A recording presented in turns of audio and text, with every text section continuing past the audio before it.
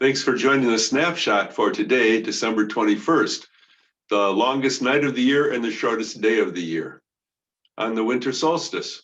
I wanted to tell you that we did not get a recording of yesterday's online worship. I know many of you who look at these snapshots look forward to them, but our trusty tech person and videographer, Dustin, had car trouble on the way to work. He got stuck, he had to walk and couldn't make it to church. And I'm so sorry about that, and so is he. But I will be talking about the gospel lesson that we used yesterday in tomorrow's snapshot, and I will include some of the prayers and a comment on the gospel. That will be tomorrow's snapshot. Don't forget our services this Christmas Eve at 1, 3, and 5. 3 and 5, traditional with candlelight, 1 o'clock with the praise band, and of course, 10 o'clock, Christmas Day, we'll have a service of Holy Communion. Well, today is the great conjunction of Saturn and Jupiter. Every 200 to 400 years, there's this alignment of these two planets. I wish we could see it tonight. The prediction is for 90% cloud cover in Racine, where I'll be right after sunset when it's most visible. But maybe I'll get lucky, and I hope you do. The next big chance to see them really aligned is 850 years from now. Good luck. Well, today is an anniversary we should remember. It's the 400th anniversary today of the Pilgrims coming ashore at Plymouth.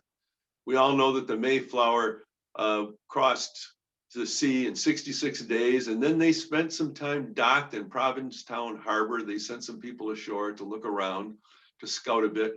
And then finally they made it to Plymouth and landed. I'll say more about Plymouth Rock in just a moment.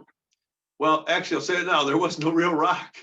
The Plymouth Rock was not really talked about till 150 years after 1620, when they came ashore. A man by the name of Thomas Founcey said that his grandfather stepped on the rock and suddenly it became a item of veneration and even tourist attraction. Never was clear if that really was the rock. If you want to read about that, there's a great book called Mayflower by Nathaniel Philbrick, who's the great writer of sea experiences, a great historian. And he talks about how that rock has been moved from place to place, divided into two, cemented back together. These people who landed at Plymouth were not the first Americans, of course. They were followers of John Smith 15 years earlier or so, who established the colony at Jamestown. So why was the landing at Plymouth so important in terms of our history? Well, it's because these pilgrims on the boat a few days before coming ashore made the Mayflower Compact, the first government, or I shouldn't say governmental, self-governing document for the United States.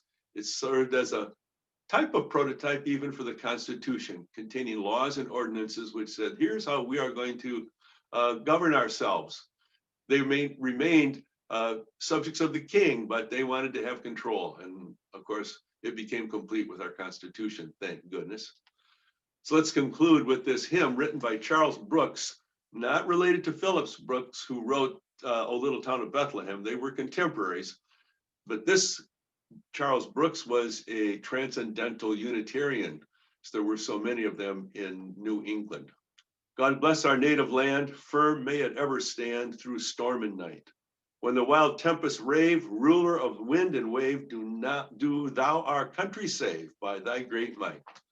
God bless you today. Thanks for watching.